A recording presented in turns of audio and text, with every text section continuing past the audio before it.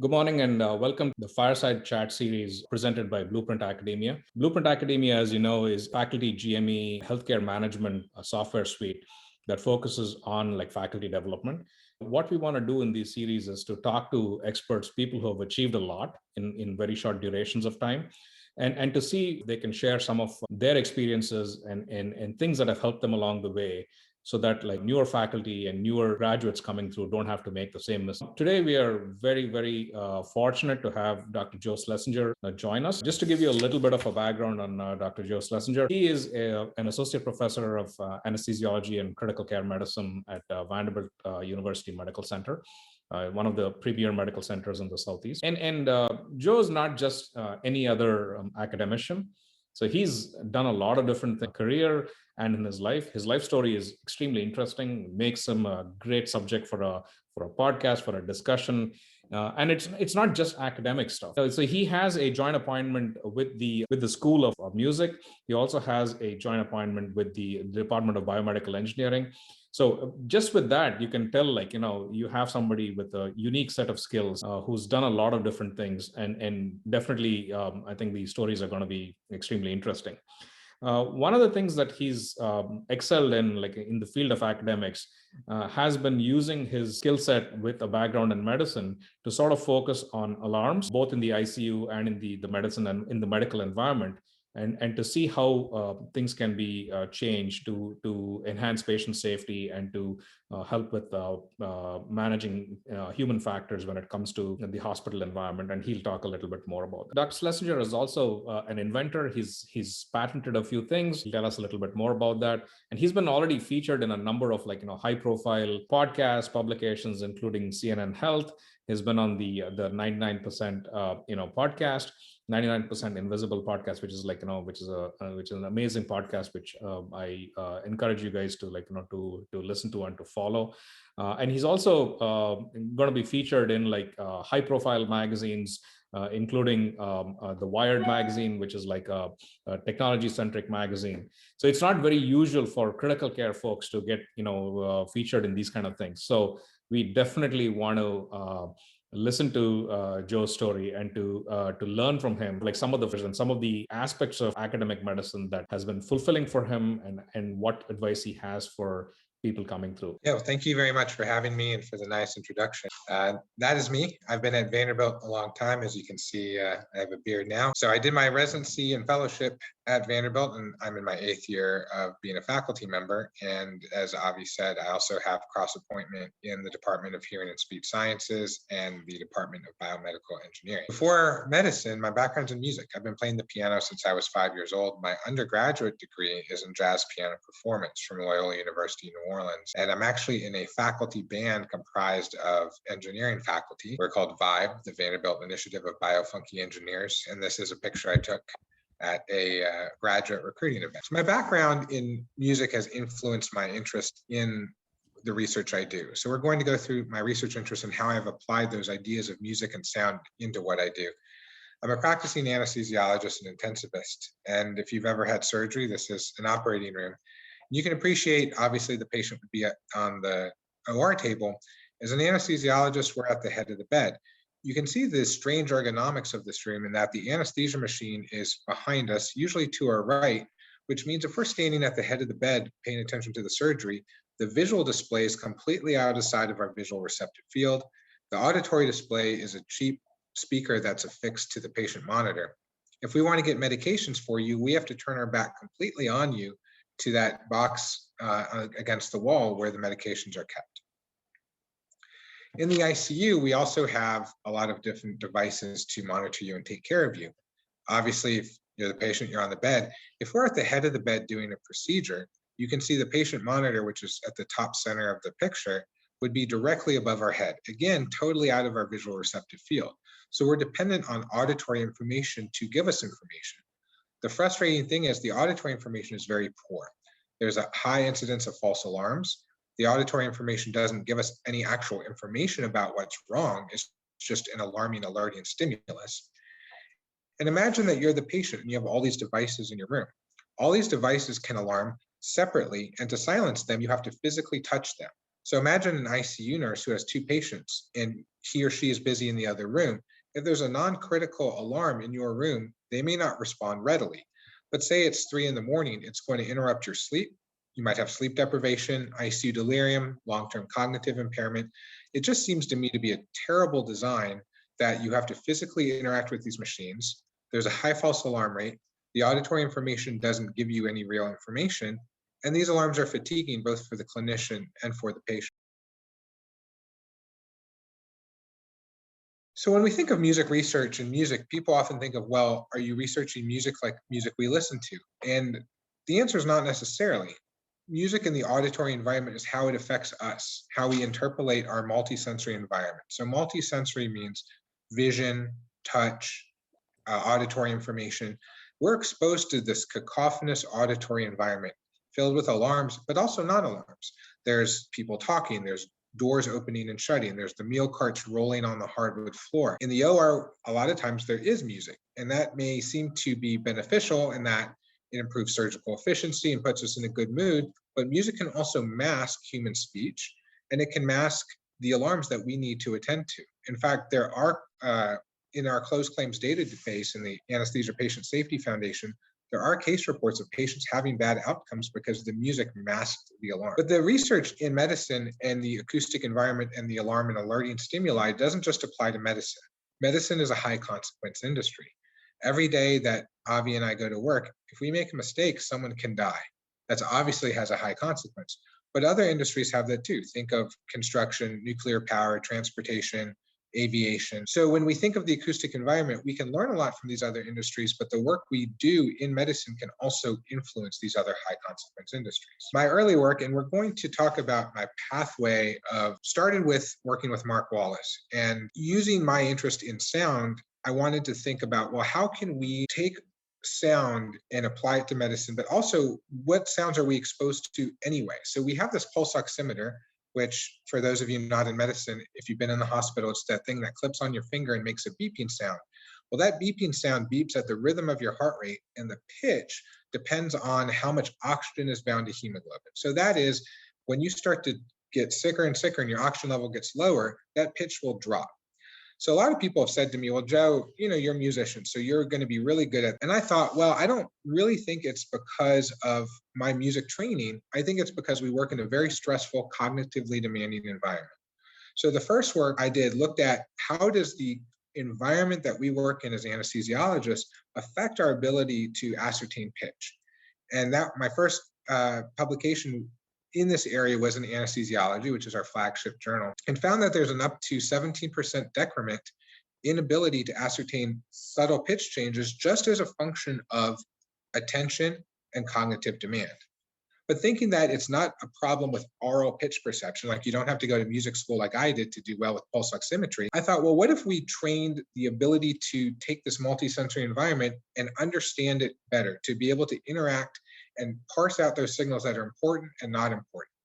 And that's in fact what we found, that from a neuroscience perspective, we started to uncover that you can figure out and train people to take the multisensory stimuli, to ascertain what they need to attend to and not attend to, and that improves pitch perception. So going along this line, this is when I started to partner with Judy Edward, who I continue to work with today, to look at how does the musicality aspects of pitch affect us from a non-musical sense. So we looked at different types of pulse oximeters and the different types of melodic approach that they have to determine, is it a function of, again, ability in music training, or is it how we hear sound in non-musical participants? And it really has no function of music training. It's how we're just used to hearing sound passively or actively. Think of, we're exposed to music throughout our whole life, whether we're listening to it with headphones on, paying attention, at a concert paying attention, or it's just on in the background. We have almost near constant exposure. So came up with a lot of very definitive statements to say, well, logarithmic scale is better, and we should do this neuroscience training to improve pitch perception. And part of the struggle, which we'll talk about, is the implementation and making that next step move from science to industry or science to implementation and practice. And went further here to talk about the effect of music and how that influences people to perceive pitch, looking at both clinicians and non-clinicians, And so the breadth of the first work, as you can see, is obviously on pulse oximetry, which has a huge influence of music and pitch. That transitioned into my research on alarm management. So alarm management is very complex, as you can see. It's a tug of war between industry and hospital systems. You want patients to be safe. You obviously don't want alarms to be missed, but you can't just overload the clinician with information. We will get fatigued, we get burnt out, we get desensitized. So with alarm management, you can't just create new alarms and do whatever you want. There's an oversight body that manages and has these regulations for alarms. And that's called the IEC, or the International Electrotechnical Commission. The alarm standard, if you're interested to read it, is 60601-1-8. It's not really important for this talk, but you can see the natural transition of using my music training into pulse oximetry and then going to the wider aspect of alarm research. This is the paper I'm probably the most proud of. This is where we looked at alarms to say, well, do they have to be loud? So they're loud, they're annoying, they're uninformative. They're basically an engineer's dream because they're sure that we're not going to miss them as clinicians. But because of that, again, high false alarm rate, we get fatigued, they're annoying. So why do they have to be loud and annoying when you think of perception of alarms? And so I wanted to study and find out, do alarms, can they be perceived without being as brash and as loud? Why I really am proud of this is not only from the findings, which we found that alarms can be softer than background noise because it's a function of the acoustic spectra of the alarms, not sheer overall volume. But I was the first anesthesiologist to publish in this journal. This is the Journal of the Acoustical Society of America. This is the flagship journal in acoustics. As far as impact factor in academia, which is something we're beholden to when it comes to promotion and scientific rigor, and what is impactful. So when we talk about impact factor, the world of acoustics is a smaller world, believe it or not, than the field of anesthesiology. So even though this is the highest flagship journal in the field of acoustics, the impact factor of this journal is actually lower than a mid-range journal in the field of anesthesiology. This is where I study sound. This is the anechoic chamber. So anechoic means without echoes. You can see from a musician standpoint, this is kind of a dream space to work in. It's a 3-story structure, and the participant sits in the middle in the chair, and there's a ring of 64 speakers that go around the participant. In this space, I can study sound to the single decibel, and using MATLAB through the coding paradigm can ascertain response time to the single millisecond. So taking a lot of the work in acoustics in the medical space, which has been very qualifiable, that is, respond when you see this light or you hear this sound. This is a hyper-controlled environment. And this is the environment we studied that sound in with a signal to noise ratio and published the work in the Journal of the Acoustical Society of America. Through this, Avi was talking about device design. So I mentor senior undergraduate students in biomedical engineering, and we developed this device, which we call DASH, the Dynamic Alarm Systems for Hospitals. And what this does is it samples the ambient sound pressure level of a clinical space, and it'll output the alarm signal to the optimal signal to noise ratio. As you can imagine, the ICU is a very different acoustic environment at 3 in the morning as it is at 10 in the morning. Being sensitive to patient sleep and the clinicians needing to perceive the alarms, this can change that out. You can see it's not a particularly pretty device. And we did that on purpose because we wanted to prove a point that we can have function without necessarily aesthetics and spending a bunch of money. We were able to create this for less than $250. And so that shows that when you think of device design and biomedical engineering and industry, that you can really think about having great science. As Avi said, we talked about impact factor being impactful. Those devices were featured on CNN Health and the podcast 20,000 Hertz and 99% Invisible. In academia, we get kind of caught behind the hedges, as it were, thinking about, well, who's going to read this high impact journal? But you think of paywalls and lack of open access journals, who is getting to hear your work? I've had more feedback on my 99% Invisible than I've had in any journal publication I've had. Now, both are important, don't get me wrong, but it's important for the popular press and the lay public to understand what you're working on, because at the end of the day, we're still here to take care of the patient. And this is the standard. And so the other thing is we wanted our research to influence then this standard process and oversight of alarm development. So the IEC standard has come out with 2 amendments, and the second amendment came out this past summer in July of 2020, which now references our work, specifically the work in the Journal of the Acoustical Society of America, that if you think about alarm development and design, And so that was a huge win for my research group, that we're not just publishing papers in journals that only academicians will read. We're featured in popular press, and our work has been judged from the international community to be influential to the point that it's going to stipulate the standard of alarm development.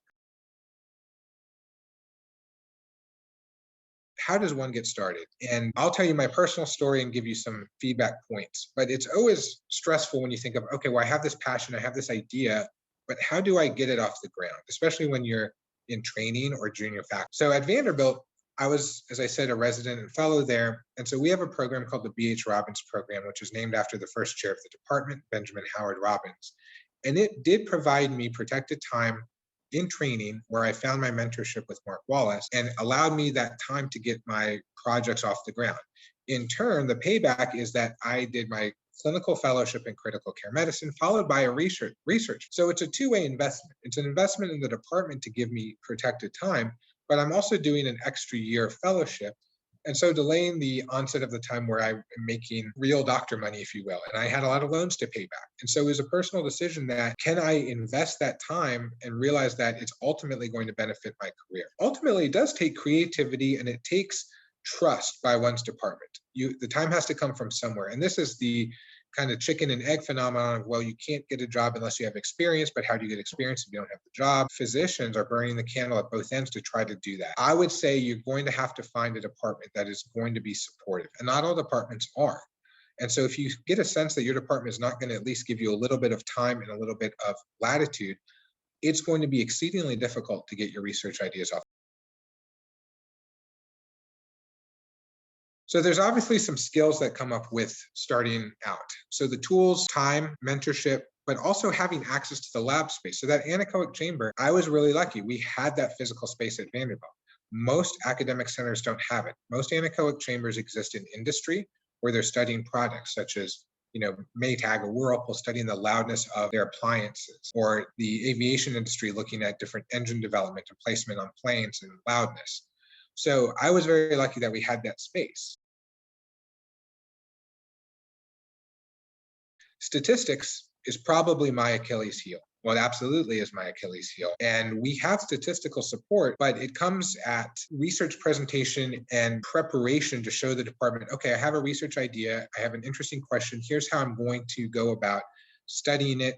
Is it worthwhile? And at that point, through that determination process, our department will help us with statistical support. But granted, the statistical team is very overloaded, usually with their own projects, other departments, and our department. Obviously, if you can do basic statistics, it's to your benefit. However, now a lot of journals have dedicated statistical reviewers. Unless you have a master's degree in statistics, a lot of times the rigor that the statistical reviews will be and the statistics that these journals want are typically going to be above most people's ability. So while it's good to check your own work, researchers are forced to work. I don't want to say forced to work with statisticians like it's a bad thing, but that the rigor that's required by journals is going to take that. And so if your department doesn't have a mechanism for working with statistics faculty, it's going to be very difficult. So Joe, in terms of at Vanderbilt, you're very fortunate to have a extremely large support system. Yeah. So you're an up and coming program, fewer faculty, and budgets are always a crunch in academics. Is it worth sort of hiring a private group of statisticians, or if the hospital or the university has a tie-up with someone else? I think absolutely you're going to need to ask for help. Even if you have your, say, MPH or MSCI where you studied statistics, that's obviously going to be good.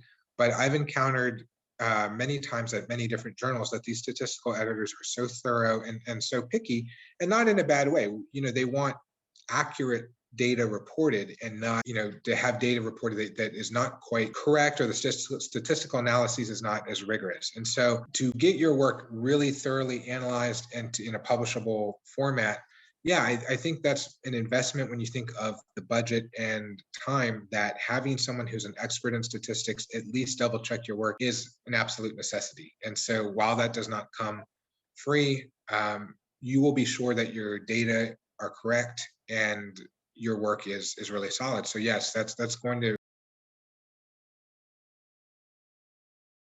What about we have a CME or a continuing medical education money that usually, whether you're in private practice or in in academics, you get a certain amount of money per year to spend on conferences and educational fulfillment. As you know, it's very restricted in what you can actually spend it on. So one of the things that is helpful is if you can invest it on professional development things. And if I was a recent graduate and I was coming through the process, and I say, let's say I want to invest learning about something in statistics, or a basic software or something that would be helpful to get started. I don't necessarily want to be an expert, but something that will help me format the data, do some simple stuff.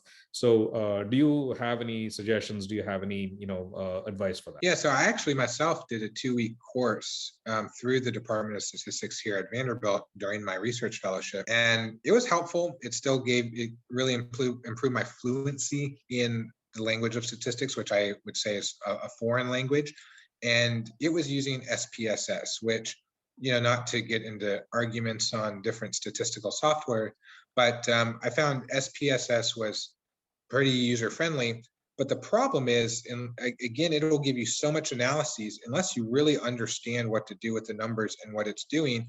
I think the danger is you're going to have results that you're not quite confident that it's the correct thing. So I think it's excellent to do some of that from a professional development. It gives you kind of a feather in your cap and gives you a little bit knowledge and fluency. Ultimately, the way I've seen journals, it's still going to be master's level and above. And usually a lot of statisticians use a program called R, which requires some computer programming knowledge, which I don't have. I think the biggest benefit is that when you send data to a statistician, you can organize it in a way that is analyzable. You can do some basic analyses and have them check it. So ultimately, you will make the process more efficient. When you get the statistical reports, you'll also understand them better. Initially, before I did that course, I would basically have to ask them to just give me prose. Like, okay, you give me the 64-page PDF, but give me one paragraph of what this all means. And not that I'm an expert in reading them now, but I'm a little bit better in interpreting it. So I think it's always good from a professional development, but not to be delusional that it can supplant the skill set of a master's level or above statistician. For people who are not inherently proficient writers, and which I think that's the majority of people, we don't come with the skill of scientific writing right off the bat. So how did you sort of surmount that, what seems like an insurmountable step at the beginning of someone's career? Manuscript writing is so frustrating, especially when you have many co-authors, and depending where you fall in the leadership of that. So I think it's one of the most difficult things I do to this day. I'm a pretty good anesthesiologist and intensivist, I would say, and manuscript writing is still slow. When you read scientific articles, there's a spectrum of quality of writing. You can communicate the data, but is it something that's readable? And my first paper that I showed you in anesthesiology, before we submitted it even the first time, we were on our 36th revision between me, Mark Wallace, and Ryan Stevenson. I thought it was a cruel joke when I started out, thinking that we're never going to actually submit a paper. How many times are we going to revise it between us? And while it eventually got accepted, it's a delicate balance of the enemy of good is better. And writing is very difficult because you want to communicate the science, but you also want to communicate it in a way that people will read it. And so I think it's a very difficult skill. And when I would also get feedback, even now, from my senior mentors when I'm writing a manuscript or really now grant applications, I will get so many track changes. I will have to ask them, well, do you think my writing is terrible, or are you just having your personal preference? And I think that's the difficult thing, that you have to ask for feedback when you're working with people, especially if they have a lot of feedback points or they're changing the writing around. Is it an issue that they think you're not communicating well in written language when it comes to scientific writing, or just they have their preference of how things should be? But it's a slow, maddening process. And two, when you see reviews, reviewers are also, it's easy to be mean when you're anonymous. And it's really unfortunate, frustrating in academia, I think, when you work really hard and you have 36 revisions in and you submit and you get desk rejection. So you get rejected before it even goes to reviewers, or a reviewer or reviewers are very nasty in the reviews. It's very deflating and demoralizing. And it's rarely, unless you really did a poor job with writing, quality of writing, but there's just so much preference and what they think should be done. And it's, it's easy, hindsight being 2020, for them to say, well, you should have done all these things, where from the outset of writing and design, you really have a pretty sound scope and sound approach. But manuscript writing remains, I think, frustrating for everybody involved, especially when it comes to teams and getting things done and timelines. And then making revisions is a delicate thing for your own psyche, really, where a reviewer says, well, you should have done this differently or written this differently, and you really feel strongly in your heart that no, this is the correct way to do it. But if you don't make a change, then you risk getting rejected. Publication in the Journal of the Acoustical Society of America. I was the first author. Most of that writing is actually my writing. I'm really proud of how it reads. I put a lot of effort that anybody in any field, even someone not in science, could read the discussion, and they may not understand the medicine aspects or some of the nitty-gritty acoustics aspects, but it's readable. It's enjoyable to read, and you should tell the story, because the science is there. You have the figures, you have the tables. And I think telling a story is so important. And so what I say when people are starting to write is read your work out loud. When I get papers from mentees and they use these ridiculous words, I will often comment, would you say this in speech? Do you ever use this in any other writing? Make it readable and read it out loud, and make it something that you want to read, that you could pick it up in 10 years and be like, hey, I'm proud of this. It wasn't just a function of trying to get a publication. Have pride in your work. Excellent. That makes a lot of sense. Do you think so just the fact that you stuck through, your very first attempt was 36 revisions, that would have deflated a lot. And by the time you get to med school and by the time you get to residency, most people are usually at the top of their game in terms of they're top of their classes, etc. And then you come in as a new resident or as a new attending, and the paper gets slashed when you when you write your first manuscript, and it's very deflating. And people have not gotten used to that level of defeat at this stage of the game. So is this something that we should take as the process and not take it personally? How did you get through that gut wrenching aspect of getting when it was rejected multiple times over the multiple corrections? I think that's a great question, and I want to encourage everybody. You'll hear from your mentors sometimes, and I've heard from mine, well, don't feel bad. Well, let me say, you can never tell somebody how to feel. So someone's emotions and feelings are their own, and it's okay to feel bad. I felt bad. I would get rejections from journals. I would get feedback where there was so many comment balloons and track changes. I felt that they must think I'm a terrible writer. Yeah, I probably was sensitive and thought maybe they think I'm a terrible person. Obviously they didn't, but it's an easy feeling to have. But in research, there's this amorphous kind of goal. Well, yeah, I might be writing today, but it's not like I'm going to finish all my work today. And I have, things out at 3 different journals. I'm waiting for the reviews, and rejection is more common than acceptance. And when I get rejections, I basically don't look at it for a day. They come in, I see it was rejected, and I just put it away for a day and don't think about it because I'm, obviously upset. I try to remember that they're not attacking me as a person, but I still feel bad, and it's okay to feel bad. Now, it's not okay to feel bad forever about it. It's okay to be frustrated and upset, but you have to try to put yourself in their shoes and realize, well, in what way are they coming from it? Some reviewers are just nasty people, and that's an issue I think academia has. But if they're aggressive, really, that might be because they just want great science. They want to be influential. They want your writing to be the best it can be and the publication to be the best. The emotional aspect is real. And I think that's why a lot of people leave academia. Is academic medicine tends to compensate less than private practice. We have academic pressure. Rejection is high. And you look at your mentors who have published 10 times the amount of publications you have.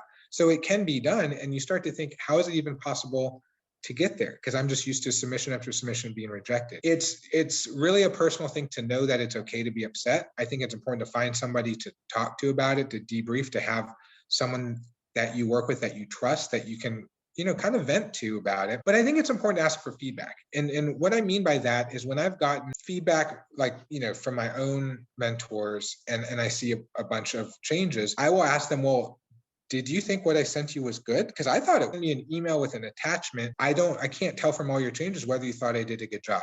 So being mindful to that, when I have my mentees, I'll send them work back that has so many comment balloons from me that they have to be condensed onto another page. But my email will say to them, hey, I know you worked really hard on this. I think you did a great job. My comments are to make everything stronger. My name's on it too. I want us to be a great team. I will tell them that I'm proud of them and I know they're working hard. And that's what they need to hear. It doesn't take much. That's really an important thing to tell your mentor that too, if you're feeling that concern. You need to have that real discussion. And it's an awkward discussion. We're not used to talking about feelings and concerns like that.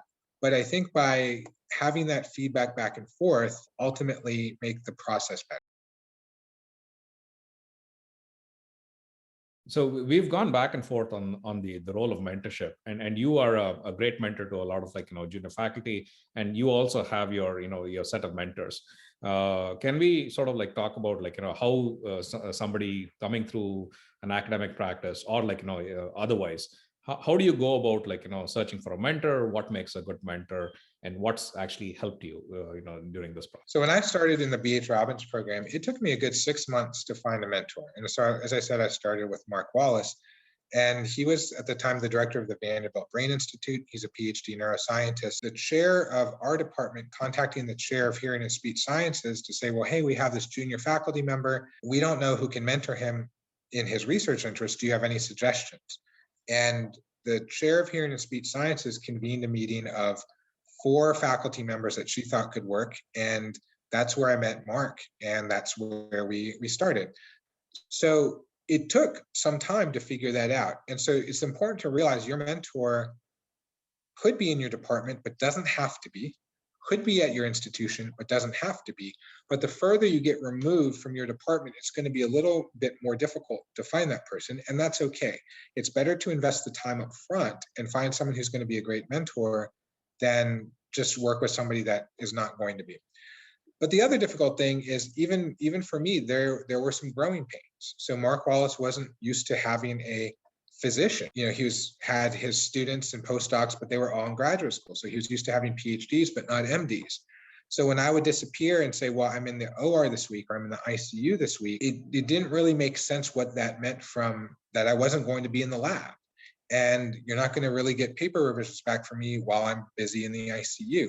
And lab meetings, were different because I wasn't being paid from his grants. So it wasn't all smooth sailing as we kind of figured out how to navigate a new environment for me, a new environment for him. A very clear understanding up front and almost a mentorship contract, even it could be verbal, but expectations going both ways is really important because and that even though you do that, invariably you're going to have little bumps in the road or things that you don't anticipate. But you really want to find people who are going to support your career. Their success is your success and vice versa. And I would say take the time up front and have open, honest, vulnerable communication about what you both hope to get from that relationship. How often do you end up meeting with, when you first started and even now with your mentees and mentors? So I'm extremely good with communication, I would say, both on, text and email.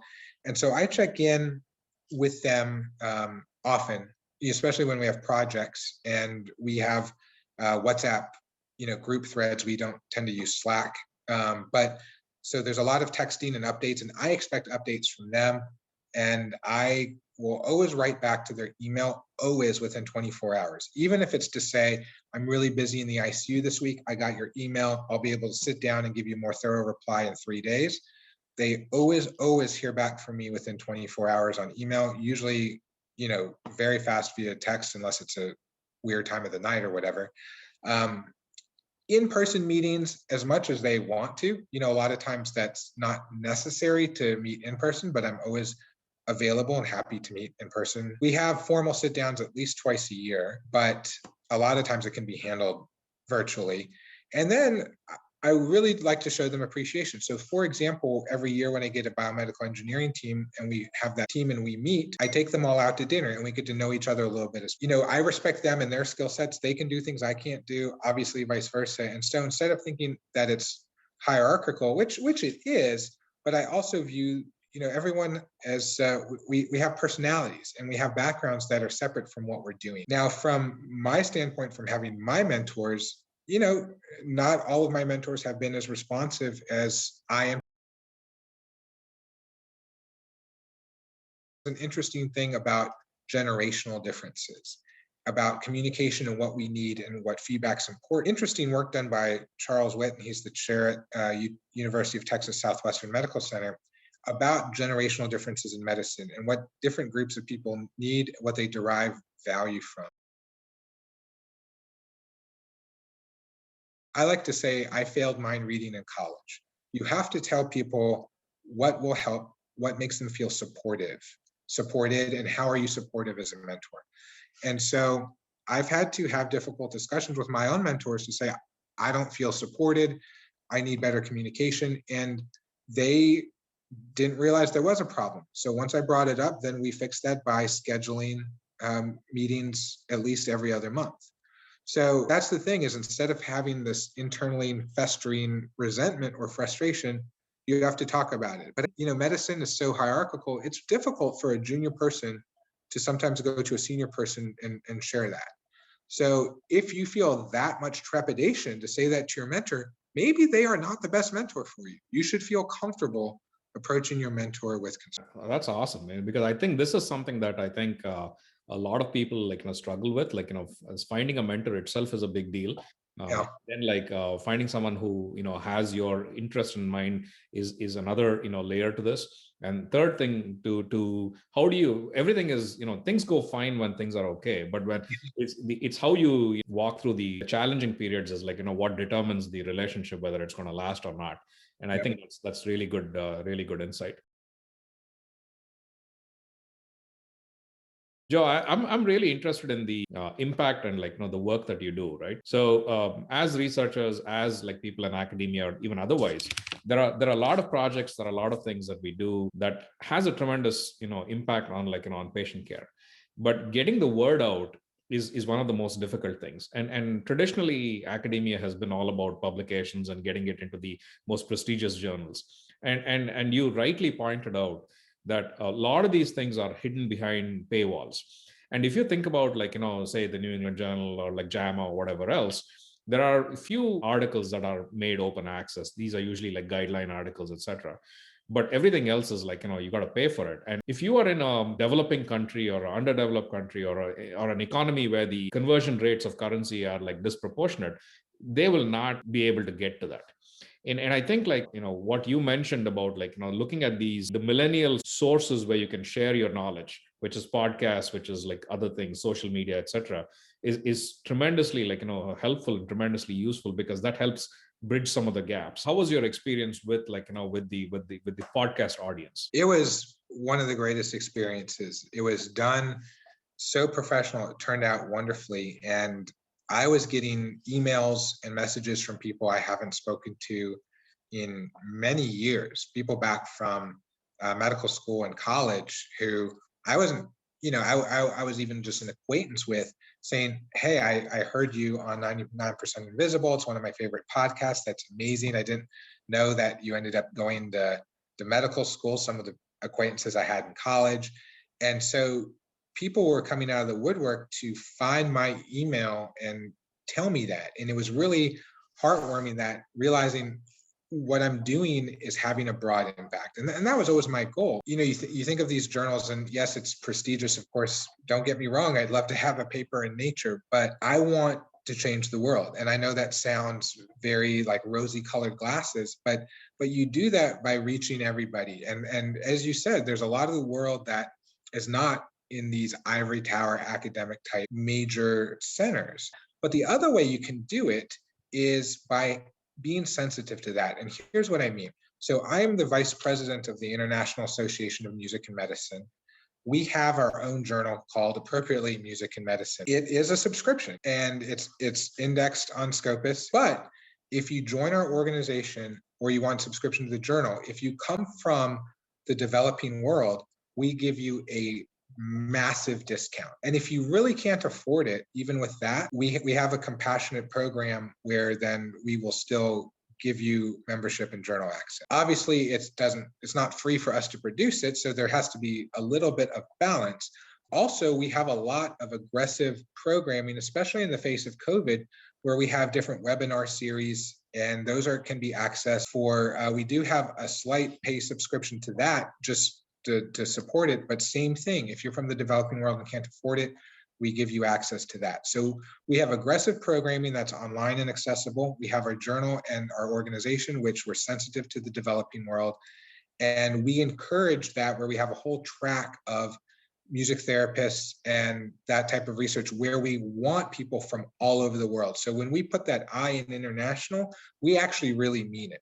It's not just, hey, let's just have the US and Western Europe and pretend we're international.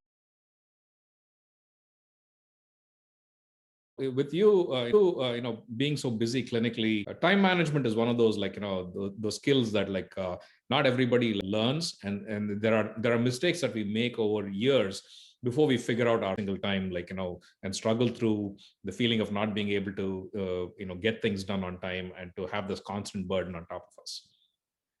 I would say number one, it's okay to say no. This is very difficult for junior faculty because you feel like you have to say yes to everything. And it's a little easier for me to say that now, being an associate professor and 8 years out in practice, but you can't do everything. You don't have to say yes to everything. Number two, I don't like to think of work-life balance. That's a common phrase because, that's what exists colloquially, but that makes it sound like opposing forces. So I think of it like work-life integration, that maybe on a non-clinical day in the middle of the day, maybe I'll go for a walk on the Greenway and spend an hour and a half outside during a normal 9 to 5 work day. But after dinner, I might be sitting on my couch at 9 p.m. doing work emails. So it's how I have this balance during the day, this integration really during the day of self-care and things I'm doing. I'm still doing probably more work than I would even if I sat down from a sheer time standpoint, but it's valuing things that are not work, but still getting the work done. So it's the integration. Then vacation time. Not all faculty actually take all their vacation time, which is baffling. Take vacation, and even if you don't travel, do something. And even when I take vacation, it's hard for us, especially with the academic work, to say, okay, I'm going to go to the beach for a week and I'm not going to check my email. But you know how much anxiety all of us feel? We think the world's going to end without us. Not that it will, but this is the integration part. I might wake up and do 2 hours of work on a vacation day and then spend the rest of the day just having fun. But just that little bit of time will allay my anxiety that, okay, well, there's these other things, I owe things to other people. And I think that's okay. People have the sense, well, I'm on vacation and I'm going to do no work. Well, then that causes anxiety, so then they don't take their vacation time. So it's really integration. And then being honest with yourself. Have a hobby. So fortunately for me, I have music, which is kind of a built-in hobby. Whatever it is, it doesn't have to be something crazy. It could be just, working out, collecting wine, traveling, a little less easy during COVID, but have something not medicine and science related that you do, even if it's just a little bit, reading, just have that other side yourself. But always be attentive. Burnout is a very real thing. And I think that's part of discussing with yourself, your mentor, is when you feel that creeping in, it's going to affect you. It's going to affect your mental, your physical health. It's going to affect your relationships with your friends, your family, your partner, your children, whatever. And you don't want it to get too far. You don't want it to destroy relationships or get to the point where you're so burnt out in academia, you leave to go to private practice. That's nothing negative about private practice, but I've seen people leave basically because they burn out in academia. And I feel that if there was an attentiveness early on and an honesty early on about those symptoms of burnout, they could be attenuated. So having a hobby, it's okay to say no, work-life integration, and just self-assessment, having insight. Excellent. That makes a lot of sense. And I think we can't say this enough to people that you really have to figure out a way of unplugging from from the burdens of work. And there is life outside of like the operating room. The systems out here that we are subjected to are all about measuring productivity, are about what your annual review is going to be like, what are the things that you need to get ready for that. And so the pressure to sort of to have everything updated to the most recent episode of productivity is something that I think a lot of people both within academia and otherwise feel. How do you manage your looking at your CV? It's it's tremendous. It is it's very impressive. So how do you sort of keep up with everything? How often do you update things? Do you have a system for doing that? I keep things pretty updated. With having like a Google document, you can update and it just saves it. It's really easy. And I think I keep things very well organized, both on Dropbox and Google Drive. So when I do things, I keep my projects organized where I have a to-do list in different folders for all the projects. So I'm very hyper organized. And I think a lot of anesthesiologists are, that's our personality type. From updating the CV standpoint, I do keep it updated just so I'm not having to go back, a week before my annual review and try to remember the dates and times and everything I did. So I think it's easier just in real time. Keep it updated, even if you just have like a Google document and you just make little notes to yourself and then formally update it, down the road. But I think it's good to just to do that. It doesn't really take that much time. You're going to remember it in real time better. And so I'm pretty aggressive about just keeping things updated. Also to know where projects are, because if you don't keep it updated, you might forget that you have this one paper under review because it's been 3 months because the journal's slow. And so it helps me kind of keep everybody in check, myself in check, my projects, to know where everything's falling, but also have a timeline. So if you keep everything updated and your goal is to submit, a couple grants and get a paper published, well, if they're all going to fall within the same 2 or 3 month window, that's not going to be a tenable solution to get everything done. So it helps you kind of sketch out when you're going to get everything done. And I think keeping your CV updated and then those projects in some type of organized fashion is going to be much to one's benefit. Excellent. And as you know, this series is with the Blueprint Academia, and that's one of the things that it's a platform for helping faculty and for professionals sort of manage their non-clinical life. On the other hand, when you look at your where you are right now, what are the couple of things that in the next couple of years that you want to achieve on a professional side as well as on a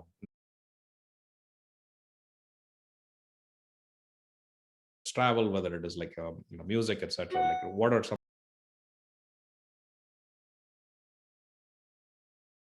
Yeah, so from a professional side, it's been busy. I was fortunate enough to be promoted 2 years ago. I earned my FCCM designation this past year.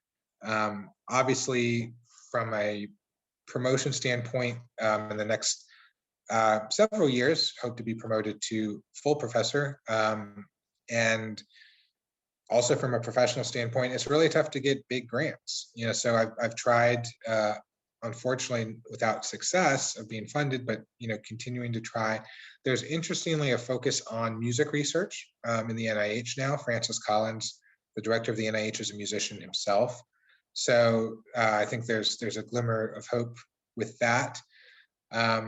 But we define ourselves so much by our work because there's these definable metrics. But I think from a personal standpoint I remember when I was in high school, one of the universities I looked at was Duke University, and the admission counselor said, "We don't look for people who are well-rounded." And I thought, well, that's strange. Everyone tells me you need to be well-rounded.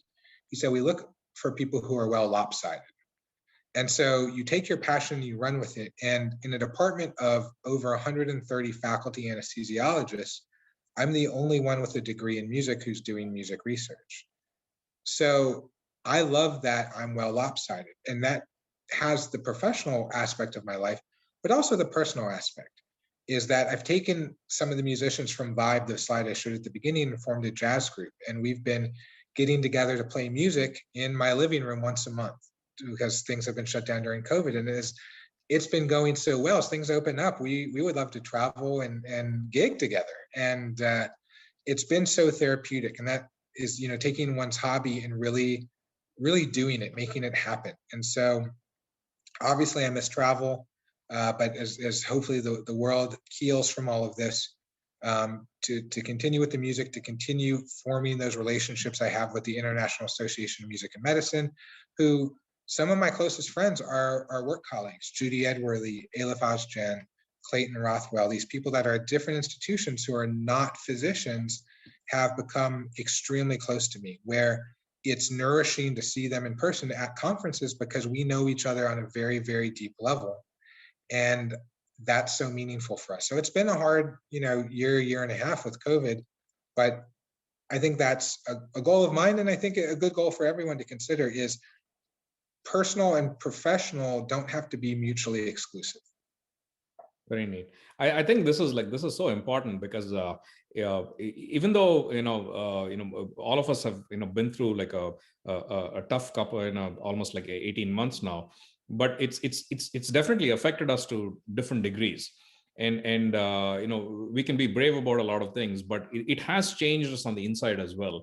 And it's really important what you bring up about like nurturing and sort of like self-care, and how you sort of like look at the world post pandemic, or like towards the tail end of the pandemic, is something really important. And what you've shared with us today on this platform, it's tremendous. I think like there are very few people who have your perspective, especially coming from like such diverse backgrounds, the kind of work that you do, and like the continuing productivity that you've had in the setting of multiple challenges is something that's very inspiring for like for a lot of people coming through the pathway. And I think like some of the tips and some of the suggestions that you've had, and some of the knowledge that you shared about mentorship is something that is like tremendously important for both for people who've been doing this for a while, as well as for like people coming through. And we are very grateful for you to like for sharing your time and your expertise and your knowledge with the team, and we are very grateful for your time as well. So thank you so much, Joe. That's, yeah, absolutely been my pleasure. And I think the one thing to impress is it's not always been easy. It's been an uphill battle at times. But when I was thought to myself as a musician, I want to be a jazz pianist who's a doctor, not a doctor who plays the piano. And while that might seem like a subtle difference, to me, it's a big difference. And at my heart and in my core, I'm a musician. And as much frustration and banging my head against the wall it's been, I'm never going to stop wanting to do music research. Excellent. So thank you so much. And we look forward to like, to listening to your music as well at one of your gigs. So absolutely. Thank you so much, Avi. Thank you.